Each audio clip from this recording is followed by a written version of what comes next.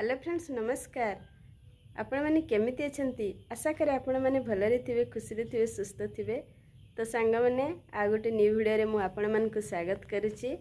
आउ चलंतु देखिबा मु कदली भंडा फुलर केमिति प्रोसेस रे रेसिपी तयारी करूची। तो सांग माने ए होची कदली भंडा फुल। तो याकु मु प्रथमे छड़ाई देबी। तो सांग माने या परे याकु मु फूल को छड़ाई दउची। तो सांग माने देखि पारथिबे वर्तमान मु फूल सब बाहर करी सार देइछि छड़ाई देइछि। तो या परे यार काम होउछि एई जो फूल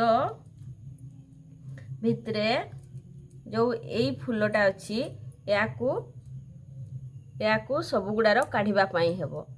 आउ तापरे एई जो एई जिनसडा मध्य काढिबा पई हेबो ला सब गुडार एडा काढी काढी की रखी करी याकु शिଳରେ मु रसुण आउ कंचा लंका देइकरी बाटीबी। तो सांग माने देखि पारथिबे एई जो कदली फूलरु मझी अंशडा जो मु बाहर कली एई गुडा सब केतकी बाहरी छि देखंतु। एई गुडा सब बाहर करबा पई पड़े एतकी रही थाई से भितरे एगुड़ा बाहर कर देले भलो। तो एगुड़ा मु सब बाहर कर सारिछि। एबे आकु मु धोई किरी शिଳରେ बाटीबी। तो सांग माने देखि पारथिबे वर्तमान मु याकु धोई दउछि। तो सांग माने वर्तमान मु कदली फूल को शिଳରେ लंका कंचा लंका और रसुण देई किरी शिଳରେ बाटी दउछि। देखि पारथिबे।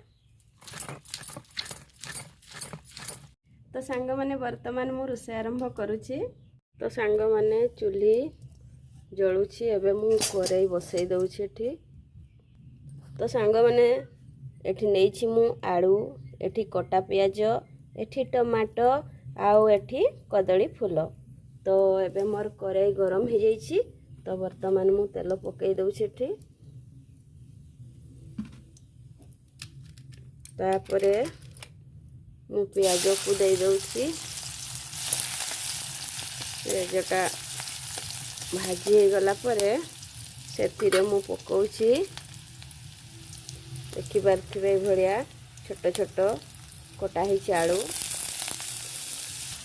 तो सांग माने तापरे पकईली लुण स्वाद अनुसार। तो याकु मु भल भाबरे किछि समय फ्राई कर दउची। वर्तमान मोर आलू फ्राईटा हो जाइए। तो या परे मु एठी पकेली कदली फूल को।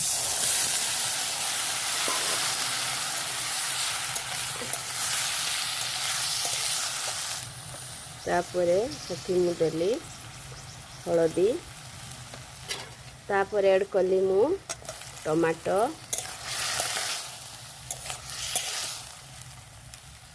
तो देखि पारथिबे कि सुंदर देखा जाउछि। अरे यार स्वाद बहुत ही बढ़िया आउ देह पाई मध्य एटा बहुत भलो।